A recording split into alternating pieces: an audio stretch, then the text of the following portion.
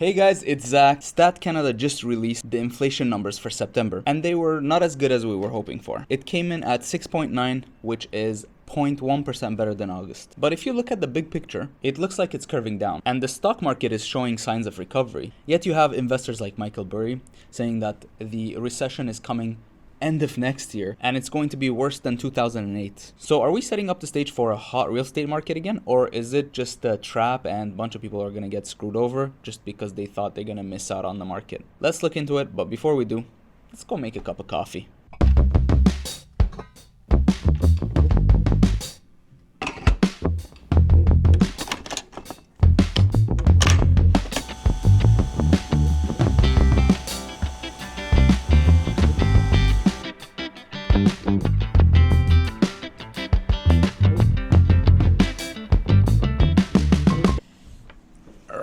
Last week, I made a video showing how the real estate market is showing signs of decline is slowing down due to lack of inventory and the absence of panic sellers. And you guys subscribe to that like crazy. So if you're watching this video and you haven't subscribed, go ahead, subscribe. So before February, as real estate agents, whenever we had a client who was looking to purchase and sell their own property to move, the first thing we do is we buy. The market being so hot, there would not be a chance for you to purchase anything. You end up selling your property, which would have taken maybe a day or two to do so. You will end up homeless. We would go find a property that they like, we purchase it, then we go list their property. Around February, what happened is, inflation, we're going to increase the interest rates on you. And everybody panicked. So if you were one of those unfortunate ones who now end up purchasing a property and the market's slowing down, so there's a chance that you might not be able to sell, you're in a position where you have a transaction that needs to close, or you're on the hook, deposit, you're going to lose money and the market's going down.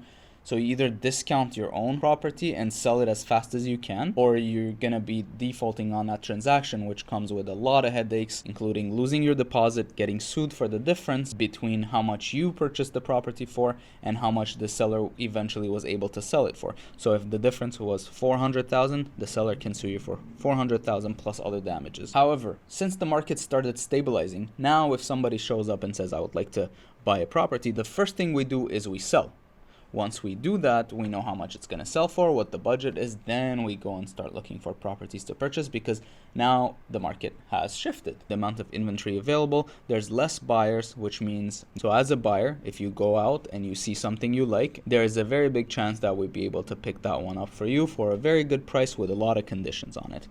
That being said, the home that you're going to sell, you're going to be letting go of it at a good price with a lot of conditions probably from the buyer's side on it, so you need to be flexible. But due to that transition, now we're hitting a point where it's a little bit more balanced and everybody knows how things are going. So you have less people panicking and selling, and there's less people who are selling just because they thought they will be cashing out. So there's a little bit less room for insane decreases. Now, talking about inflation numbers, most people have been using this number to determine and anticipate what's going to happen in the future, kind of predict the market, where it's going to go. When you go online and start looking at YouTube videos, what is CPI, what is inflation numbers, what's the index, you see things like someone's putting some eggs in a basket and checking eggs from last year to see how good they are this year. You can also look at conspiracy theory videos where now they're comparing organic eggs to regular eggs. Hence we have inflation. But there are two things that I was trying to wrap my head around. The first one is this number measured year over year, or is it measured month over month? Obviously, if it was measured month over month, by the end of this year, we would have eggs cost maybe $7, $8 per egg. That's not the case, so it's year over year. And while I was doing my research, I came across this on Stat Canada's website, which I'll read it to you guys. In September, prices for food purchases from stores up 11.4%, grew at the fastest pace year over year since August 1981, 11.9%. Prices for food purchased from stores have been increasing at a faster rate than all items CPI for 10 consecutive months since December 2021. So that brings me to my second question, which is, if we increase prices, are we actually going to drop them? As a business, let's take Loblaws in this case because everybody seems to hate them. They said we're going to do a price freeze on no-name items for the rest of the year. So if we want the CPI to drop compared to last year, we actually need them to discount it by about 10-15% at this point So freezing the prices till the end of this year for a specific brand is not going to drop inflation. Us as consumers, we should just collude and stop purchasing for a week so that every company drops their prices by 10% and we can go back to normal. So a topic I want to research is how money is removed from circulation. Since we printed a lot of money, all these central banks are now trying to remove the money from circulation. So like you keep it in your bank, stop using it so that that doesn't exist in the economy. But let's keep that topic for another video. So if you want to see that, go ahead, subscribe, like, so that the YouTube algorithms show you my face again. Otherwise I might disappear and you will never see me again. So go ahead, subscribe, like, and don't miss out. So I want to share my story with you guys. Before I became a real estate agent, me and my wife,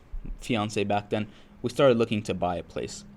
People were talking about this bubble, it was gonna burst, we should wait. Of course, I asked my real estate agent. He said there has been a bubble for the past 4 or 5 years. I don't know when it's gonna burst.